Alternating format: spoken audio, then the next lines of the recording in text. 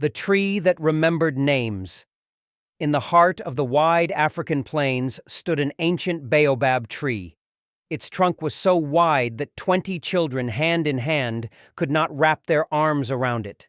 Its roots dug deep into the earth, reaching the bones of ancestors long gone. They called it Mabula, the tree that remembered names. Every person who lived in the village of Kisumo would visit Mabula at birth, whispering their name into its bark. In return, the tree would hold their memory forever. It was said that even after death, if the wind blew through the baobab's branches, you could hear your loved one's name rustle softly among the leaves. But one day, the whispers stopped. Nia was 12, quiet, curious, and full of dreams. Her mother often told her stories under the baobab's shade, but lately the tree had grown silent. When Nia pressed her ear against its bark, she heard nothing, not even the faint hum of names. She ran to the village elder, old Makenga, who was blind but wise beyond his years. "Grandfather, the tree does not remember anymore," Nia said. "Then perhaps the people have forgotten themselves." "The tree only remembers those who remember each other," Makenga replied. His words puzzled her. The villagers had grown distant, busy with trade, quarreling over land, forgetting traditions. No one visited the tree anymore. No one whispered names to its bark. At night, Nia began to dream of leaves falling from the baobab one by one, each carrying a name that vanished into dust. When she awoke, she saw real leaves scattered across the ground, each with faint markings, words fading away. She held one up close. It read, Amma, her mother's name.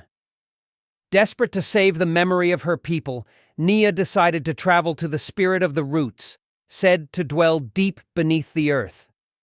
Carrying a small calabash of water, a stone from the tree, and her mother's scarf, she set out at dawn.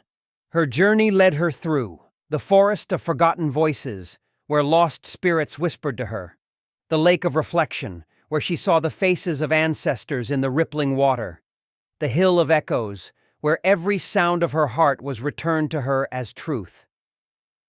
Along the way, the moon guided her, a silver witness to courage. Deep underground, roots twisted like veins of memory. In the center was a glowing light, the spirit of Mabula, old and weary. "Why do you seek me, child?" the spirit asked. "The tree forgets. The names are fading. My people no longer listen," Nia replied. "Then teach them to remember. A name is not kept by bark and leaf, but by love and story," the spirit said. The spirit reached into her chest and placed a glowing seed there. "You are now the keeper of names. Speak them. Live them," the spirit declared. Nia returned home to find her village struck by drought.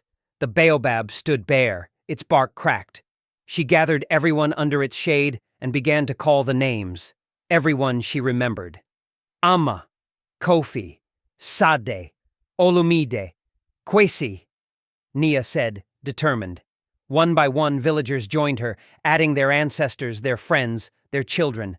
The tree began to hum softly, a deep, resonant vibration that filled the air. Leaves sprouted again, and with each new leaf, a name shimmered in light. Years passed, the drought ended. Nia became known as the voice of Mabula, the one who brought memory back to the land.